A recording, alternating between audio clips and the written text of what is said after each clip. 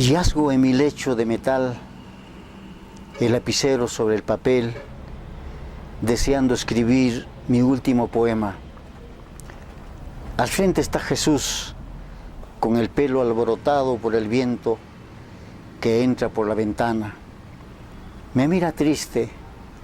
Baja, le digo, tomemos un café. ¿Quién eres? Un aymara con mucha sed.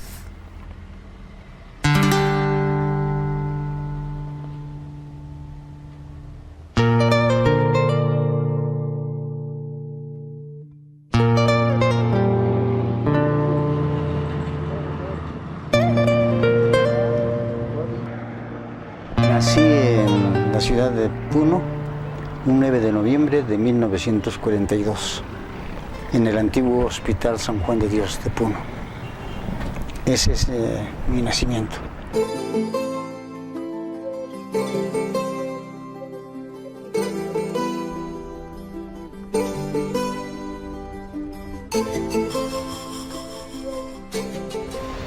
En cuanto a mi pequeña biografía de mi infancia, debo decir que estudié en una escuelita fiscal 895 que quedaba en Girón y Lave.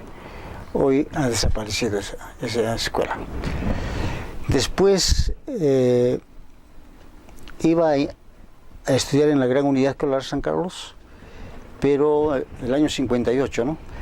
Pero resulta de que no ingresé, porque se dio con exámenes de ingreso y desaprobé. Y entonces eso significó mi peregrinaje hacia la ciudad de Arequipa.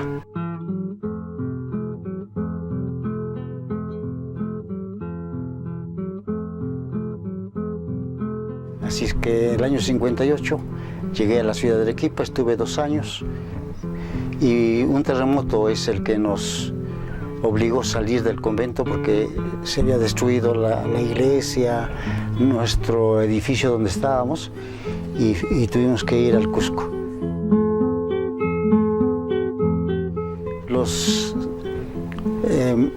Llamemos a los aspirantes a sacerdocio, tenían que hacer varias desarrollar actividades. Unos tocaban piano, otros estudiaban mecanografía, otros canto. Y yo, por no querer hacer esas cosas, me dije, libros, voy a leer. Entonces, en ese lapso habré leído por lo menos unos 500 libros en los 3 años.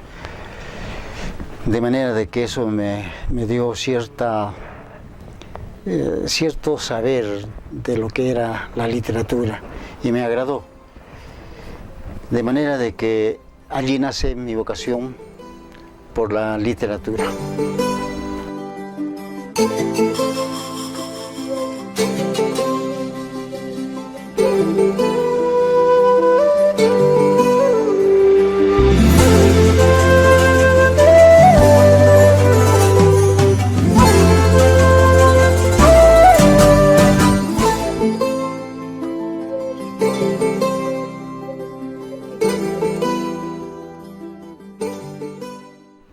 De manera de que estuve siempre ligado a la literatura y al teatro, y sobre todo porque yo viví en una casa en Pumacurco 336, y allí era una especie de cenáculo porque acudían a la casa de Roberto Ojeda, que era uno de los grandes de la música cusqueña, y su hijo Pablo Ojeda era el hombre que aglutinaba poetas, narradores, pintores, dramaturgos, etc., ¿no?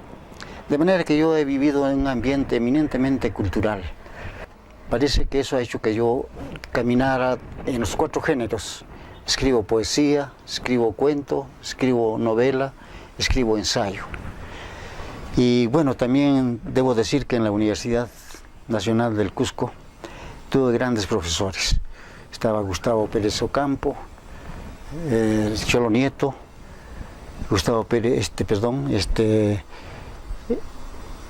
Quilco Huaraca, eran grandes poetas del Cusco.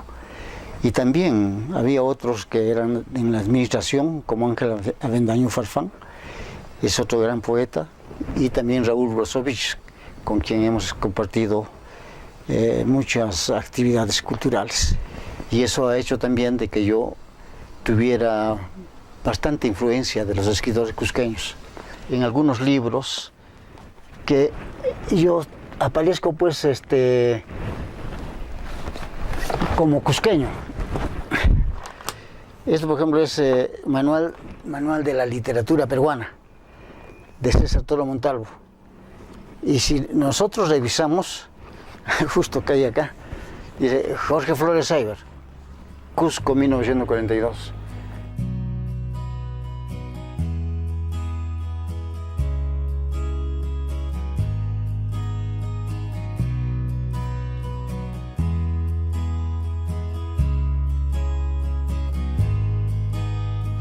Entonces, cuando yo vine a Puno, estuve como poeta. Me conocieron mucho más como poeta. Pero comencé también a escribir narración. Y los ensayistas del país no decían nada acerca de lo que nosotros hacíamos. De manera que lo que me motivó tratar de hacer una literatura nacional, pero distinta. Resulta de que yo conocía a Feliciano Padilla en el año 80, aquí en Puno, y él ya escribía cuentos también. Entonces me invitó y me dijo, ¿por qué no publicamos cuentos? Yo le dije, pero yo no tengo cuentos. No, pero sí me has mostrado algunos relatos que tenías allí. Sí, pero eso es una novela. Y a tanta exigencia tuve que convertirlos en cuentos. Y precisamente eso se llama La danza de la lluvia. Entonces tuve yo pues mucha actividad, vamos a decir, no solamente literaria, sino también artística, ¿no? Porque en algún momento hice teatro en la Unidad San Carlos. Y casi todo mi bagaje, vamos a decir, acumulado, lo volqué en la universidad. Fui jefe de producción social y yo fui el primero que convocó a Juegos Florales Universitarios en poesía, en música, en estudiantinas, en danzas. Es la primera vez que la universidad danza, precisamente cuando yo llego a la universidad.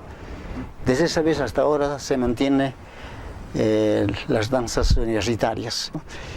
Y bueno, sacamos también algunas revistas en la universidad de Pueblo, era de allí, y finalmente Apumarca también fueron libros, revistas que aglutinamos a escritores del país.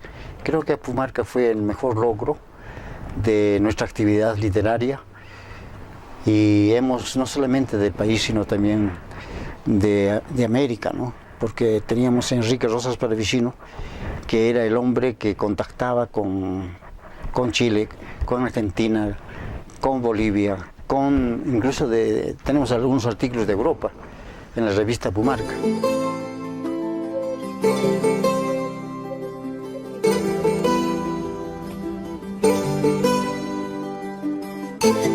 Como todo escritor, creo que empezamos con la poesía. El primer poemario que publiqué en La Paz son Las huellas del tiempo.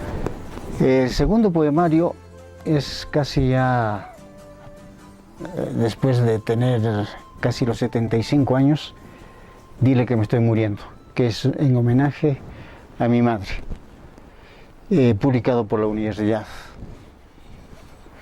Nacional del Altiplano. Posteriormente incursioné en la novela, y la primera novela que publicamos fue Más allá de las nubes. Es sobre los hechos que sufrió el Perú durante la década del 80 al 90. Y después La agonía de Camachig también continúa con la misma temática, pero ya no solamente tiene el espacio peruano, sino boliviano, argentino. Estuvimos más allá en las ruinas de Quilmes, más allá de Tucumán. Finalmente, hace 2 años publiqué Los ojos del puma de piedra, que es en homenaje prácticamente a los relatos y tradiciones que se dan en Puno, pero que no han sido trabajados, y yo he tratado de ficcionar en base a esos elementos que se dicen muy poco. Y también, paralelamente a la novela, bueno, este fue el primer libro de cuentos, La danza de la lluvia. Me parece que aquí hay, La danza de la lluvia es un cuento que me marca, porque antes de La danza de la lluvia, solamente yo podía escribir aquello que había vivido. O sea, mi experiencia vital. En cambio, en este libro, que es ¿Por qué se fueron las gaviotas?, es un libro que comienzo a hurgar, a desentrañar nuestra historia, y trabajo sobre el problema de identidad, rescato también algunas tradiciones orales, y espero de que así se entienda este libro, ¿Por qué se fueron las gaviotas? Y luego, el mismo título, ¿Por qué se fueron las gaviotas?, sino que están reunidos aquí ambos libros, tanto La danza de la lluvia y también los textos que pertenecen a ¿Por qué se fueron las gaviotas? Finalmente ingresé al ensayo. El primer ensayo fue Literatura y violencia en los Andes. Hay un escritor peruano, Taís, que tenía un programa en la televisión, y dijo que es un libro que no debió haberse escrito, porque hago la literatura peruana desde otro punto de vista, ¿no? Finalmente tengo yo la literatura del silencio, y en este libro son 5 capítulos que encierran mi concepción sobre lo que es la literatura y lo que debe ser la literatura en el Perú. Y finalmente la novela Puneña en el siglo XX, es otro ensayo con el cual inicio yo la ponencia sobre la periodización de la literatura en los Andes. Muchos creen de que los Andes solamente es la sierra. Hay que entender que los Andes es más allá de las fronteras de nuestro país, Colombia, Ecuador, el norte de Argentina, Bolivia, el norte de Chile, etcétera, están enfocados aquí en este libro. Y para terminar, también pude trabajar sobre literatura puneña, 10 años de literatura puneña. Este libro es prácticamente un apéndice de lo que yo estaba escribiendo sobre la literatura puneña, toda la literatura puneña. Pero fue un trabajo muy arduo y solamente me quedé prácticamente con la literatura de fines de siglo. Todos los libros son mis hijos, no puedo decir este es más que el otro, ¿no? Yo quise trabajar en los 4 géneros y creo que estoy satisfecho con el trabajo que se ha hecho, pero creo que yo me quedo con la poesía.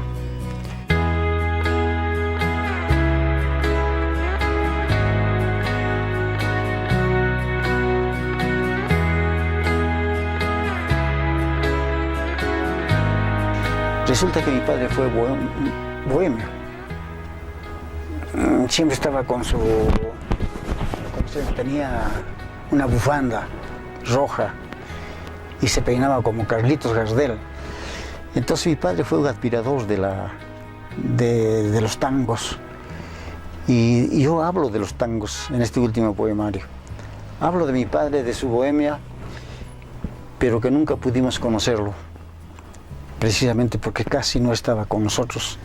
Al final terminó abandonándonos cuando éramos aún pequeños, y solo mi madre es la que nos educó.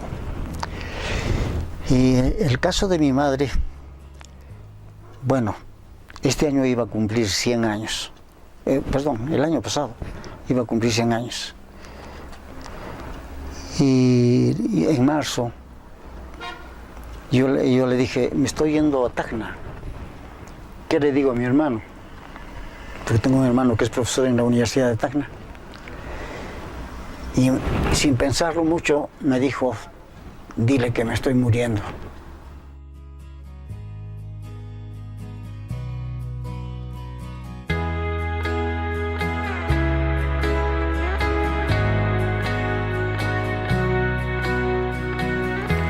Entonces eso fue el título que me regaló mi madre, a raíz de esa pregunta, ¿no?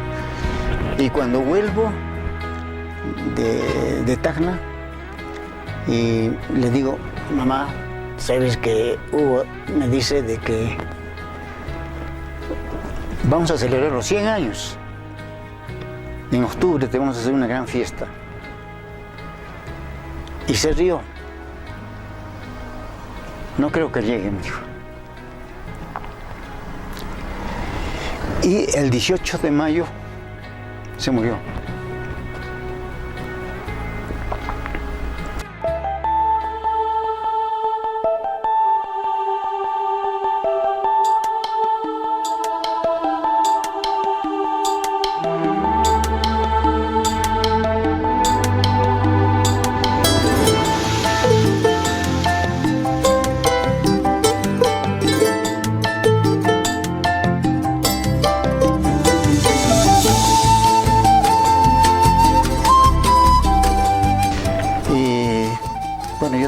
Mi esposa se llama Elba Loaiza Olarte.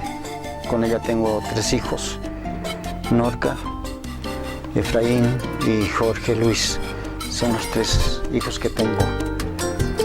Y creo que ahí me he quedado.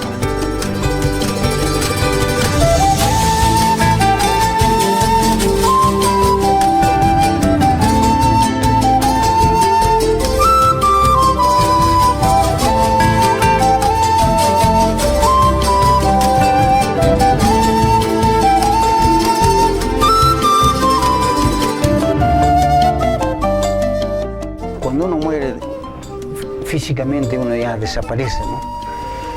Pero hay libros que se quedan y que viven. Entonces uno también vive con él. Es como Quijote.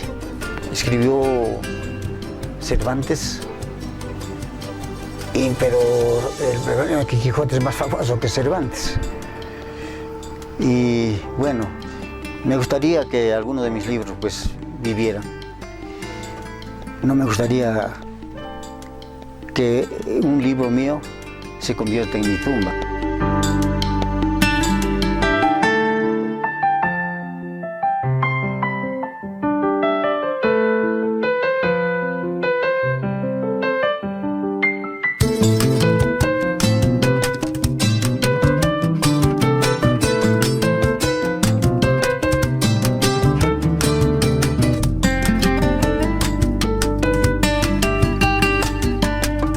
A mí me gustaría que mis libros realmente vivan. Creo que lo hice pensando también en mi semejante y creo que el mensaje era eso, cambiar. Y me gustaría que la gente cambiara, no porque lo hice en mis libros, sino porque debemos buscar una sociedad mejor y más justa de la que estamos viviendo.